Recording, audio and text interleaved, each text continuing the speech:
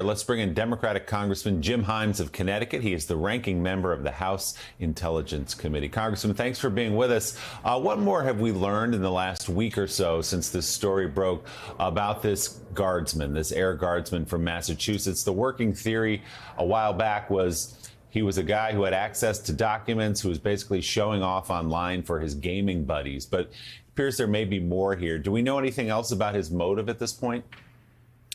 Well, we don't know more. He obviously didn't speak in that court proceeding that you were just talking about. And investigators are investigating, and as investigators don't do, they aren't sharing it with us. But I'll tell you a conversation that's happening in this building that is very that points to what your story was just saying, which is this is not the first time that we've had a leak by someone who, as I said when I looked at Edward Snowden's background, would not have gotten hired in my office as an intern. And yet, so here's a guy, this airman, who has social media, much of it public, raising all kinds of concerning things. And as it turns out, very rarely in a security clearance process is the DOD or other elements looking at that social media.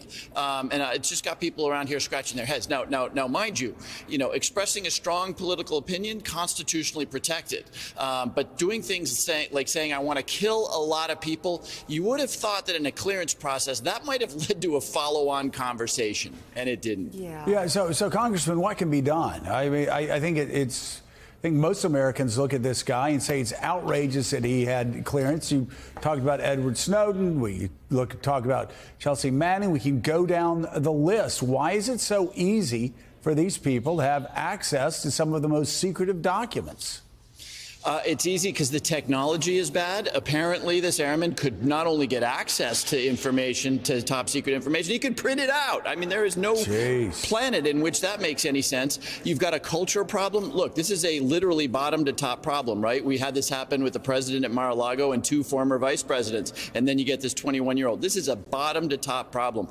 I would observe that a lot of these problems are happening more on the military side of things, and that's not meant as a criticism. The military, these people are war fighters, right? But they're happening less inside places like CIA, where a core competency is protecting secrets. So, look, I think we have both a technological revamp of access to this information, as well as, and let me tell you a quick story. I have a friend who's looking for a security clearance right now. I got a phone call from some guy who just said, hey, is he a good guy? Is he a good guy? Is he loyal to the country? In a world where your entire life is visible, including in places where you don't have an expectation of privacy like Facebook and Twitter, we need to be doing a lot better about really coming to know the people who we're trusting with our secrets.